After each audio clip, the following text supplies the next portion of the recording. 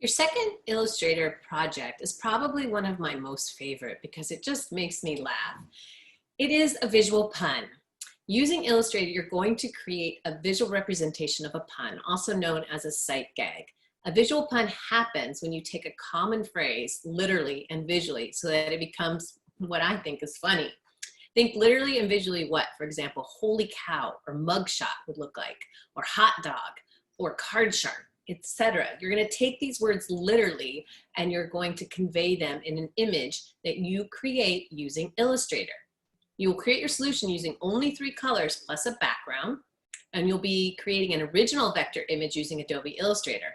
Referencing photos for thumbnails is acceptable. The thumbnails can also be developed into more complex drawings by scanning or inserting and tracing them using Illustrator to convert it to a digital rendition. The final design cannot use any words. Please watch the tutorials so that you can see how you can bring in a drawing, a sketch that you made or a doodle that you made and trace over it using Illustrator. We're not using image trace, however. Student project examples are for reference only. You are going to be making original work. So please, I honestly don't think it's a good idea to Google this because it's going to take some of your ideas away. So please make it original. And again, as always, please have fun with this. These are expected to be a little bit more complex than your first drawings. You're going to be exploring new tools, and there are tutorials on using the pen tool as well as the pencil and more, editing your basic shapes. So I'm going to have to tell you what these are, but I would rather us be guessing these together. So I'm going to let you think about this for a minute, but what we have here is we have something that looks like a camera, but it has a little sign in front of it, and it has a sign on top of it. And then it has some things that look like they might be for sale. So of course, this is Photoshop. This one's probably a little bit quicker, and I just think it's totally clever because it's clearly mice, right? Computer mices here, but it's actually mac and cheese. So he took it extra far by turning these little computer mouses into, I can't say it any other way, mice, right? But then you've got these great cheese and you have your mac. So very funny. This one is more of an idiom, meaning it's a saying as opposed to an actual visual pun. So I'm going to encourage you just to try to keep it to a 2 or 3 word saying as opposed to, or common combination of words as opposed to an idiom.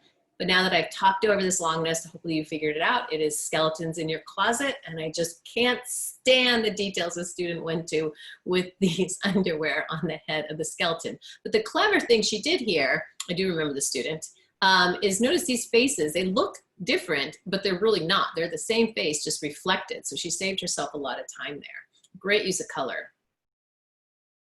This one shouldn't be too terribly hard, but we'll break it down. We got something that's clearly very cold, and it's also a pill, right? So it's chill pill, of course.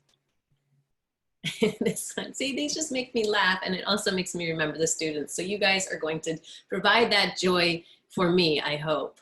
This one is a hot potato. This one is, oh, she did use words, so she broke the rules a little bit there, but we're gonna let that go. This is monkey business. The lengths that the details are really what make these successful. This one's a little bit harder, but I also thought was very, very clever.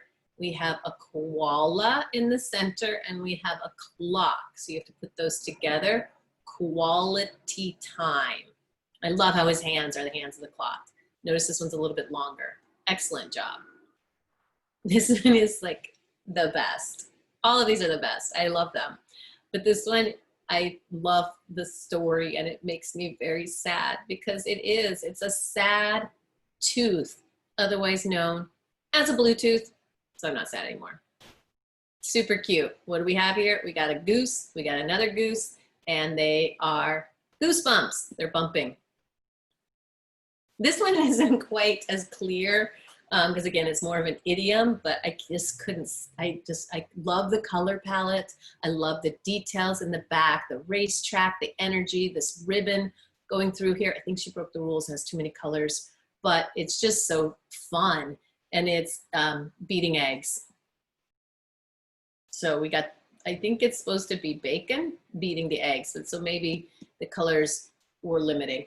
And we'll end with this very, very well done one. Incredible use of gradient, incredible execution. And we have a Superman, and then this is supposed to be a fly. So it's a good one to go out because it's super fly.